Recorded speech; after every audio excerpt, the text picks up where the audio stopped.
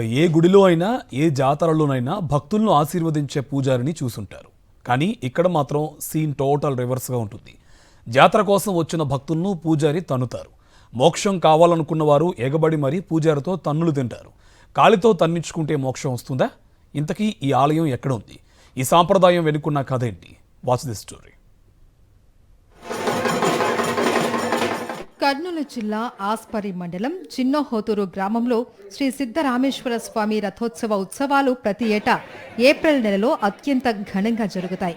ఈ ఉత్సవాలలో చివరి రోజు శివపార్వతులకు ఆలయ ప్రాంగణంలో అంగరంగ వైభవంగా కళ్యాణం జరిపిస్తారు.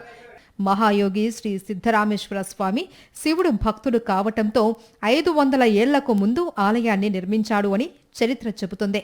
హంపీలో విరూపాక్షి స్వామి రథోత్సవాలు ఎలా జరుగుతాయో చిన్నహోతూరులో కూడా అదే తరహాలో మహాయోగి నిర్వహించేవాడు అని స్థానికులు వివరించారు.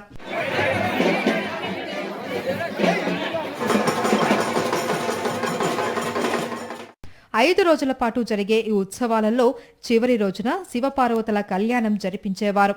కళ్యాణ పనుల్లో భక్తులు కొన్ని తప్పులు చేయటంతో వీరభద్రస్వామి ఆగ్రహం వ్యక్తం చేశాడు అని, పూజారి రూపంలో వచ్చి భక్తులను తన్నాడు అని స్థానిక పురాణం చెబుతుంది. అప్పట్నుంచి ఉత్సవాల చివరి రోజున పూజారి కాలితో తన్నటం ఆనవాయితీగా వస్తోంది అని భక్తులు వివరించారు. ఆ వీరభద్రదేవుడు ఆ రూపంలో వచ్చి మీరు దీంట్లో ఉప్పు వేయలేదు, కారం వేయలేదు అనేసి ఒక్కొక్కరు ప్రజలు వ్యక్తులు మహా వ్యక్తులు ఉంటారు, రెడ్డిలు కానీ వేరే వేరే వాళ్ళు అందరూ ఉంటారు. మహా వ్యక్తులకి ఎవరికి ఆ వీరభద్ర దేవుడు తొంతాడో వాళ్ళకి ఆ సంవత్సరం ఎదుగుతుంది అని ఆ పురాణ ప్రయుక్తంగా చెప్తున్నారు. పూజారి కాలితో తన్నిన భక్తులు స్వామివార్లకు పూజలు నిర్వహించి అక్కడి నుంచి వెళ్లిపోతారు.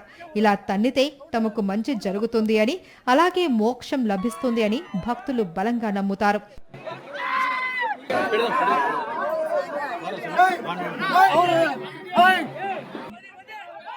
పూజారి తన్నుల సేవా కార్యక్రమం ముగిసిన తరువాత స్వామివార్లకు భక్తులు వసంతోత్సవం నిర్వహిస్తారు. కేవలం గులాబీ రంగు ఉన్న నీటితోనే ఈ కార్యక్రమాన్ని జరిపిస్తారు.